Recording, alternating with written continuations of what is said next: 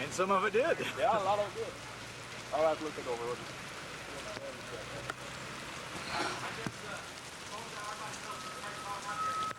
I imagine a lot of houses damaged.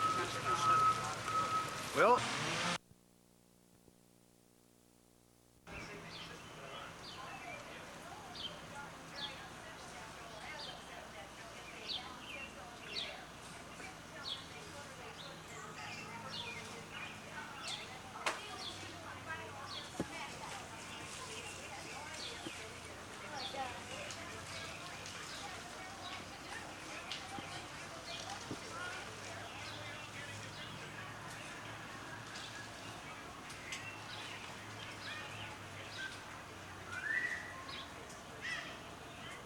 Oh, they're asking volunteers like for the youth center and all that.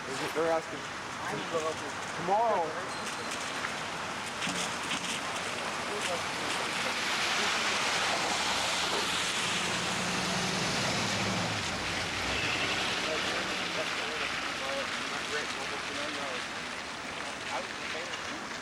It didn't do nothing. Everybody said it, did. It didn't do nothing to the fair, man. it didn't. There's nothing. That one Ferris wheel looks like some of those things are taken off. No, we took those down. Oh, really, guys? That's what happened? Yeah, they had like Hey, Robert. Yeah. Tell you what, you turn that off, and I'll act like I'm wasting it. For insurance purposes, too. I would think go ahead and sell my right there. Yeah, that's on our house.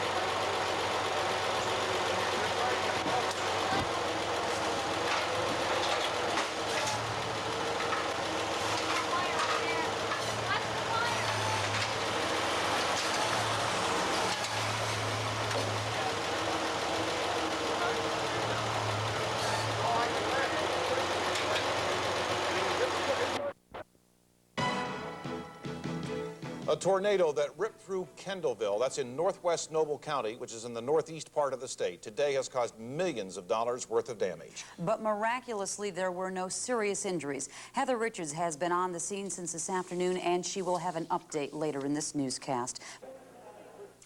We told you at the top of the newscast about the tornado that hit Kendallville in northeast Indiana today. Our Heather Richards has been on the scene for most of the evening, and she joins us now with a report. Heather? Maureen, it's a day that most people here won't soon forget. The only warning people had here that the tornado was coming was a black sky and plenty of rain.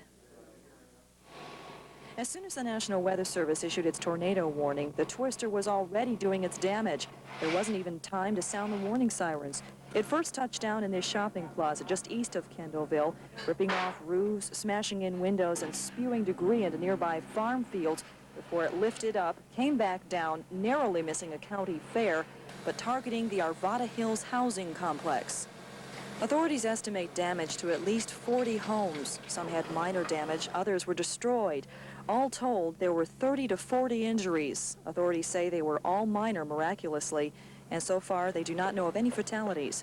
Residents say they didn't realize what was happening until the tornado was literally in their front yards. Looked out my front window, and I could start seeing the tops of those houses start peeling off. And so I just hung up the phone and said, I've got to take cover really quickly. And just as I hung up the phone, all my windows started blowing out, and I didn't even have time to get downstairs because when that window blew up through my stairway there, there was glass flying everywhere. So I just ran and jumped in my bathtub and covered my head and waited for things to happen. A state of emergency has been declared for Kendallville. There are scattered power outages and property damage throughout the town. Uprooted trees have downed power lines, and the most severely damaged sections of town are being evacuated. We asked the people of Arvada Hills to voluntarily leave, again to let the utility companies come in to check for gas leaks to make sure that the area was secure and safe for them. It'd be some time probably before we'll allow them back in. The Red Cross has set up an emergency shelter at a nearby high school. They expect to house about 80 people tonight. More damage assessment and cleanup will begin in the morning. Maureen, apparently there is some confusion about where that Red Cross Center is. I'm standing in it. It's in East Noble High School. Again, East Noble High School. There is a Red Cross shelter set up here, cots, food, anything you need. They're asking people to please come here. Also, the fire department says the water is all right to drink. The pressure is low, however, and if you do need assistance and can't make it here to the shelter tonight, the number to call is 636-7388. Heather, the pictures we just saw were incredible. It's really a miracle no one was seriously hurt, isn't it? It certainly is, and emergency people here just can't quite figure it out. They just say it's definitely an act of God that nobody was seriously hurt. As far as they can figure, there's some people in the hospital, but again, no serious injuries, and it is miraculous. Okay, Heather, thanks for your report, and a full report again at sunrise. A town has never seen before. And News 15 starts its coverage on this disaster with our Mary McCracken. She joins us. The usually quiet town has never seen before. And News 15 starts its coverage on this disaster with our Mary McCracken. She joins us live from Arvada Hills, a subdivision hit hard by the terrible twister. Mary? Well, Joe and Ellen, right now, as you mentioned, I'm in a residential area on the northeast side of Kendallville. It's very eerie out here right now, simply because the whole area has been evacuated. And if you look behind me, you can see the reason for that evacuation. At about 3 o'clock this afternoon, two tornadoes touched down in this area, flattening houses and leaving dozens of families homeless. Just hours ago, these were the dream homes of dozens of families. Now they're nothing but a nightmare. It got real dark and it started blowing a little bit, and then I went upstairs and got my son, and when I was upstairs, that's when I heard a big crash, and that's when the wall must have came in our living room. This woman feels lucky to have survived the tornado that came roaring through the Arvada Hills neighborhood about 3 o'clock. All power and water was instantly knocked out, but incredibly, no one was seriously hurt. This is total devastation as far as I'm concerned. We're lucky nobody was injured. There wasn't any injuries out here. Everybody was gone or to work or doing whatever they were doing. But when the residents of Arvada Hills did make their way home, they found total destruction. Roofs ripped off, glass shattered, and bits of homes scattered for miles. One man actually saw the high winds approaching. Well, it just shook the house, and you could hear things blowing and beating and everything, and, you know, you didn't know if you were going to come out alive or not. It's just one of those things where, you know, if you do come out, you feel very fortunate. This man had a warning, but most other Kendallville residents didn't know the twister was coming until it was too late. It just came all of a sudden, really quick. I started walking across the room, window came in, went in the stairs, sat down, because I couldn't get to the closet, and then the wall just came right off the side of the house. Josh says he's back on his feet after his narrow escape, but the residents know it'll take more than a couple hours to get this neighborhood back on its feet. Now, even though this area has been evacuated, fire and safety officials will be here all night to make sure that no looting occurs in this area.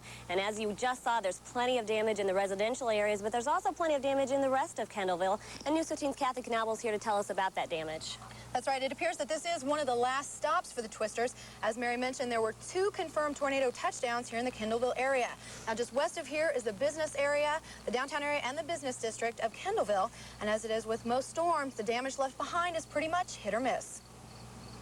It hit without warning, catching everyone off guard, leaving a calling card of destruction in its wake. All I saw was it looked like a white cloud, and everything it picked up, I just saw what it was picking up, and everything was swinging, like twirling around. It seemed to be on the ground, but it could have been in the air a little bit. And it was like going like right for me. As quickly as it came, the storm was over. Residents tumbled out of their homes to survey the damage. The storm dropped out of the sky and hit a golf course just west of the downtown area. It then came here to the business district.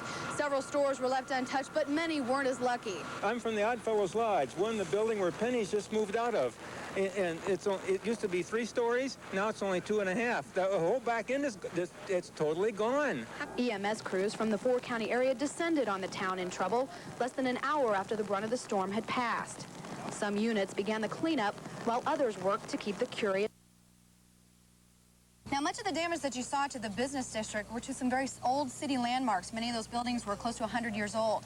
That entire business district is now closed off. In fact, when we were there earlier today, they weren't even letting many of the store owners in to check on their businesses because they had some concern over whether or not there were some live power lines down in the area, and they were waiting for I&M crews to come and shut off the power. Now, quick wrap up. There is a lot of damage in the area, 24 homes in all destroyed, but fortunately, the most severe injury to come out of the storms today is a fractured wrist. Joe and Ellen? Boy, Kathy and Mary, those are some really moving stories. What can you tell us about the state of emergency?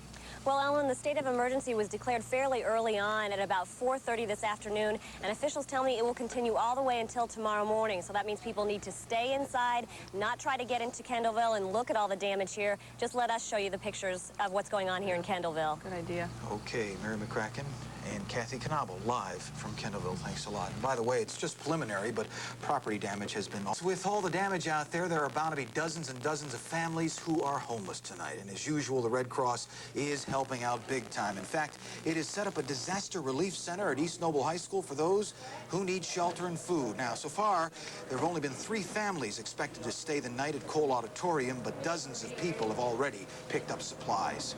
We could handle, I think, everyone. The way the Red Cross coordinates, we're just set up. We've had a lot of volunteer calls of baby beds and blankets.